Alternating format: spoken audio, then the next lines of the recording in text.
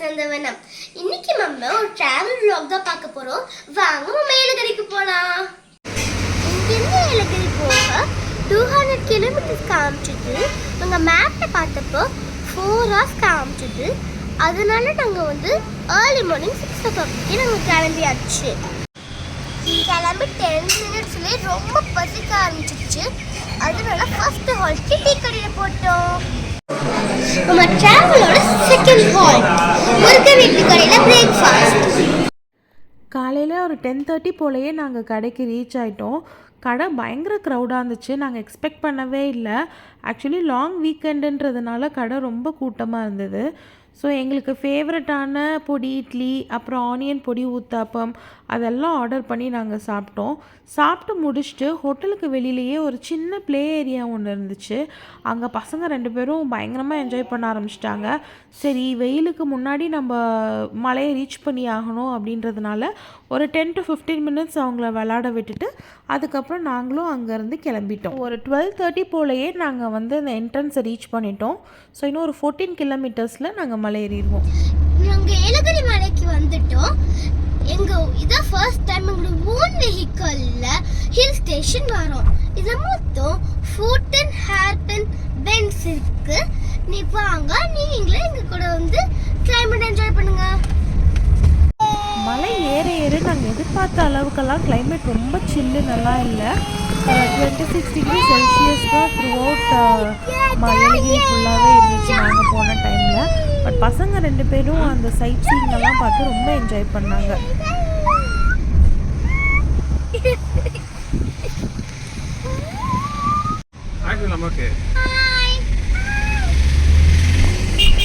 நாங்கள் ஜன்னலெல்லாம் இறக்கி விட்டுட்டோம். அங்கே நிறைய மங்கீஸ் இருந்துச்சு. நிறைய டிஃப்ரெண்ட் மங்கீஸ், ரெட் மங்கீஸ் எல்லாம் கூட இருந்துச்சு. ஸோ லட்டுவும் பட்டுவும் வந்து அந்த மங்கீஸ் எல்லாம் வெயிட்டு பார்த்துட்டே வந்தாங்க.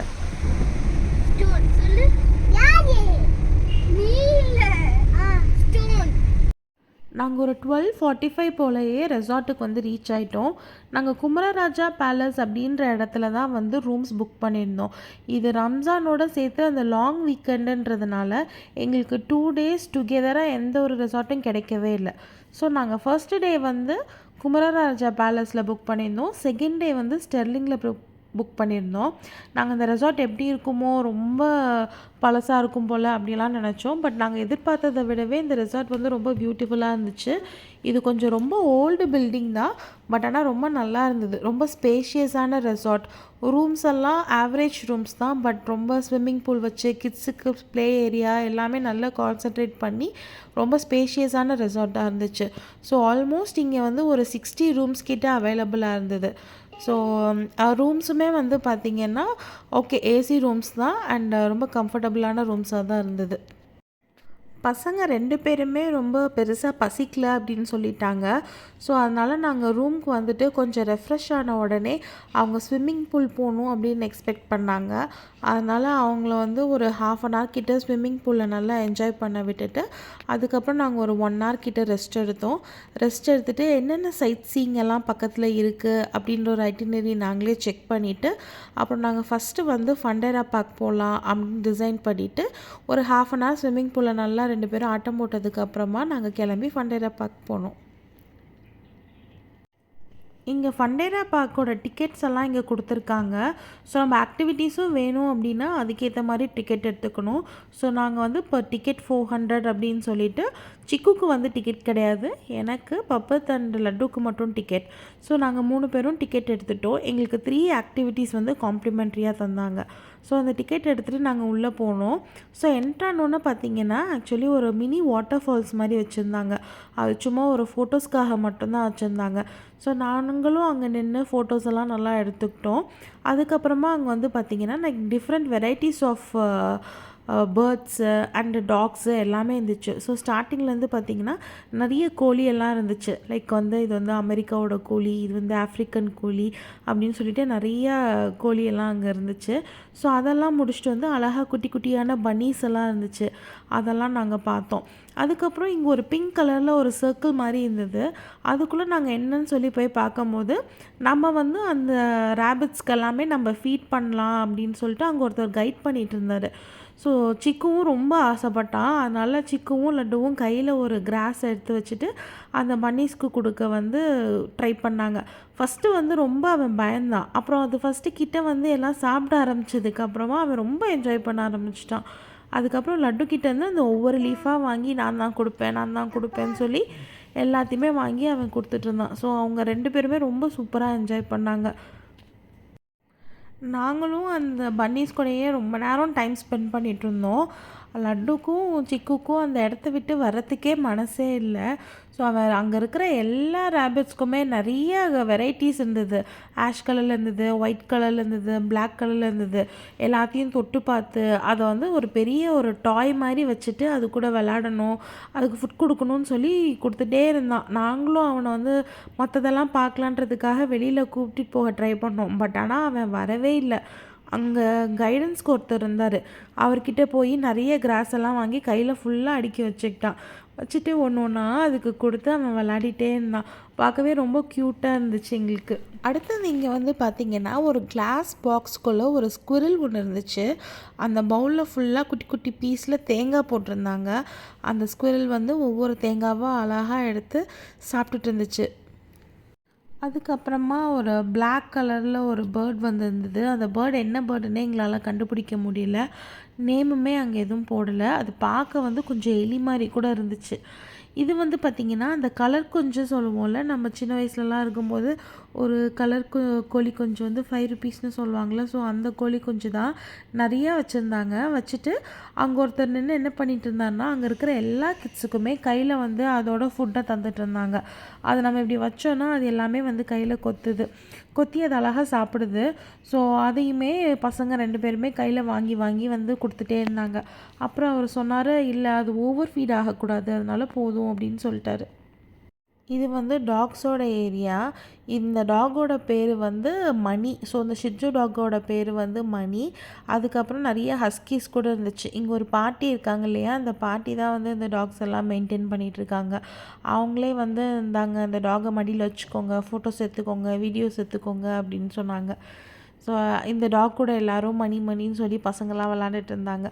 இது கூட விளையாடி முடிச்சதுக்கப்புறம் நம்ம அடுத்ததுக்கு போனோம்.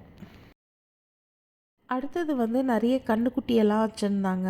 அதுக்கப்புறம் ஒரு குதிரைக்குட்டி இருந்துச்சு. அதுக்கப்புறம் நிறைய திரும்பி ஷிட்ஜு டாக் இருந்தது. அப்புறம் இன்னொரு வெளியில் ஒரு குட்டி நாய் இருக்கு இல்லையா, அது வந்து சிப்பி பாறை. அதுக்கப்புறம் பக்கத்துலேயே வந்து பார்த்திங்கன்னா திரும்பி ஷிட்ஜு, சிப்பி பாறை, அப்புறம் வந்து ஆஸ்ட்ரிச் இருந்துச்சு. ஆஸ்ட்ரிச் வந்து பார்த்திங்கன்னா 2 ஆஸ்ட்ரிச் இருந்தது. அது 2மே லைக் ரொம்ப அப்படியே பெருசாக பயங்கரமாக இருந்துச்சு. அதோட எக்ஸு கூட அங்கே பக்கத்துலேயே இருந்துச்சு. நாங்கள் வந்து அந்த எக்ஸ் எல்லாம் பார்த்தோம். அந்த எக்ஸ் தான் வந்து லைக் ஒவ்வொரு எக்குமே கிட்டத்தட்ட வந்து ஒரு 7 to 8 கேஜி இருக்கும் அப்படின்றத அங்கே வந்து பார்த்துருந்தோம். 2 ஆஸ்ட்ரிச் தான் இருக்குது. அந்த 2 ஆஸ்ட்ரிச்சும் அந்த ப்ரீடிங் டைமில் வந்து யாரையுமே பக்கத்தில் விடாதான். இதுக்குமே ஃபீடிங் கொடுக்கறதுக்காக குட்டி குட்டி முள்ளங்கி மாதிரி ஒன்று இருந்தது. அதை வந்து அந்த தாத்தா வந்து லட்டு அண்ட் பட்டு கையில் கொடுத்து அந்த தாத்தா வந்து அந்த ஆஸ்ட்ரிச்சுக்கு கொடுக்க சொன்னாங்க. ஸோ அதுவும் அப்படியே கொடுத்துச்சு. பட் ஆனால் ரொம்ப கொத்துற மாதிரி வந்ததுனால அவங்க 2 பேரும் கொஞ்சம் பயந்து பயந்து தான் கொடுத்தாங்க. லட்டு தான் ரொம்ப பயந்துட்டா. இது முடிச்சதுக்கப்புறம் நான் ஆக்டிவிட்டின்னு சொன்னேன்ல, அந்த ஆக்டிவிட்டியில் வந்து ஃபஸ்ட்டு என்னன்னு பார்த்தீங்கன்னா ஃபிஷ் பா தான்.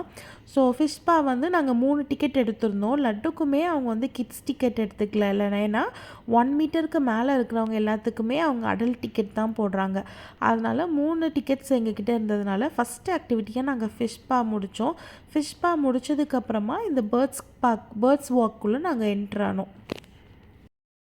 இந்த பேர்ட்ஸ் வாக் வந்து பார்த்திங்கன்னா மேலே வந்து கவர் பண்ணியிருந்தாங்க. லைக் சன்லைட் மட்டும் வர மாதிரி கவர் பண்ணியிருந்தாங்க. அதுக்கப்புறமா நிறைய பேர்ட்ஸ் வச்சுருந்தாங்க. மோஸ்ட்டாக அது எல்லாமே டிஃப்ரெண்ட் கைண்ட்ஸ் ஆஃப் பேரட், அதுக்கப்புறம் லவ் பேர்ட்ஸ் அப்படி தான் இருந்தது. நடுவுலையே வந்து அங்கே ஒர்க்கர்ஸ் ஸ்டாஃப் இருக்காங்கல்ல, அவங்க வந்து அந்த பேர்ட்ஸுக்கு தேவையான ஃபீடெல்லாம் அங்கே கேட்குறவங்க எல்லா கையிலையுமே கொடுத்துருந்தாங்க.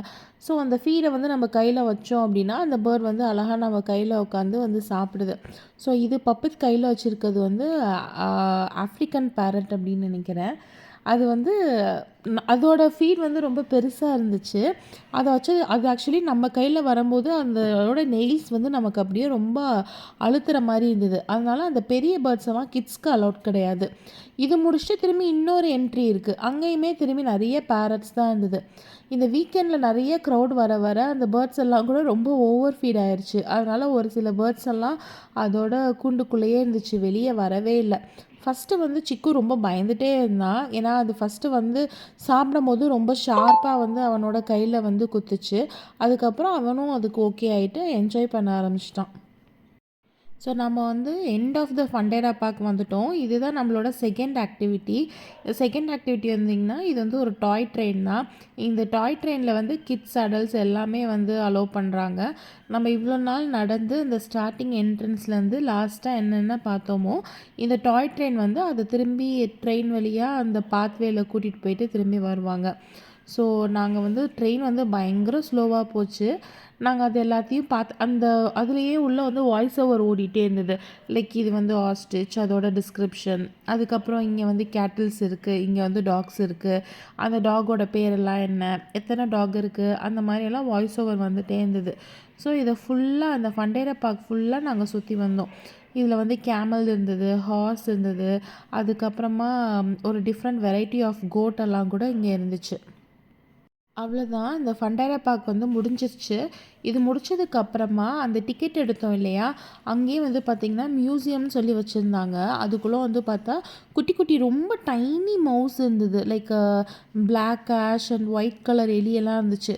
அதுக்குன்னு ஒரு குட்டியான ஒரு வீடு ஒன்று கட்டி வச்சுருந்தாங்க. அதுக்கு வந்து அழகாக அது உள்ளே போயிட்டு போயிட்டு வெளியில் வந்துட்டு இருந்துச்சு. அதுக்கப்புறம் அதோட ஃபுட்டெல்லாம் சாப்பிட்டுட்டு இருந்துச்சு. பார்க்கவே அது ரொம்ப குட்டியாக அழகாக க்யூட்டாக இருந்துச்சு. இது முடிச்சுட்டு நாங்கள் நெக்ஸ்ட்டு போனது வந்து ஒரு போட்டிங் தான் போனோம். ஸோ போட்டிங் வந்து கார் பார்க் பண்ணிவிட்டு இந்த போட்டிங்க்காக நாங்கள் உள்ளே போனோம். டைம் வந்து அப்போவே வந்து 4:00 கிட்ட ஆயிடுச்சு. ஸோ போட்டிங் வந்து 5:30 வரைக்கும் அப்படின்னு சொன்னாங்க. பட் ஆனால் இது வீக்கெண்டு அப்படின்றதுனால கண்டிப்பாக டைம் எக்ஸ்டெண்ட் பண்ணுவாங்க அப்படின்னாங்க. அதனால் நாங்களும் க்யூவில் நிற்க ஆரம்பிச்சிட்டோம். ஸோ ஆல்மோஸ்ட் ஒரு 45 மினிட்ஸ் 50 மினிட்ஸ்க்கு அப்புறமா தான் எங்களுக்கு வந்து போட் கிடச்சிது. நாங்கள் எல்லாருமே ரொம்ப எக்ஸாஸ்ட்டாக இருந்ததுனால பெடல் போட் வேண்டாம் அப்படின்னு சொல்லிட்டு நாங்கள் வந்து அவங்களே வருவாங்க இல்லையா, அதனால் அந்த ரோ போட்டே எடுத்துக்கிட்டோம்.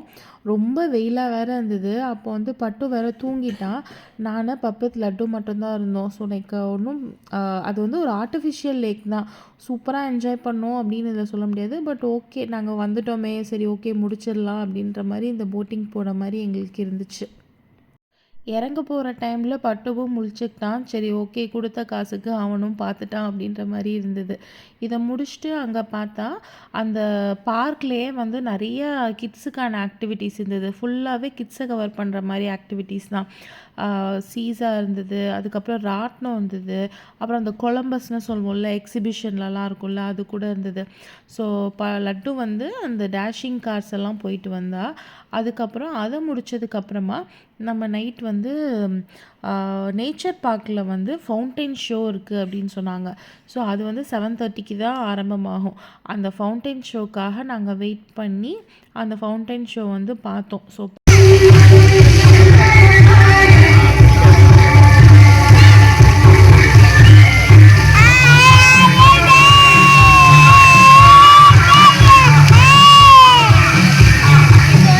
நம்ம ஏலகிரி டைரிஸில் டே 1 வந்து ரொம்ப சூப்பராகவே முடிஞ்சுது.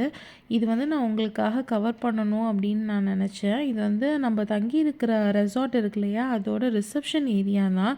நிறைய வந்து செராமிக் டாய்ஸ் எல்லாம் வந்து ஒரு 2 ஃபீட் இருக்கும். அது எல்லாமே லைக் ஒவ்வொரு டாயுமே ஒவ்வொரு மியூசிக் பேண்ட் வச்சுருந்தாங்க. லைக் கித்தாரு, அதுக்கப்புறம் ட்ரம்பெட்டு, அந்த மாதிரி வச்சுருந்தாங்க. அது எல்லாமே பார்க்க ரொம்ப பியூட்டிஃபுல்லாக இருந்துச்சு. அதனால ஒரு சின்ன கிளிப்பிங் உங்களுக்காக.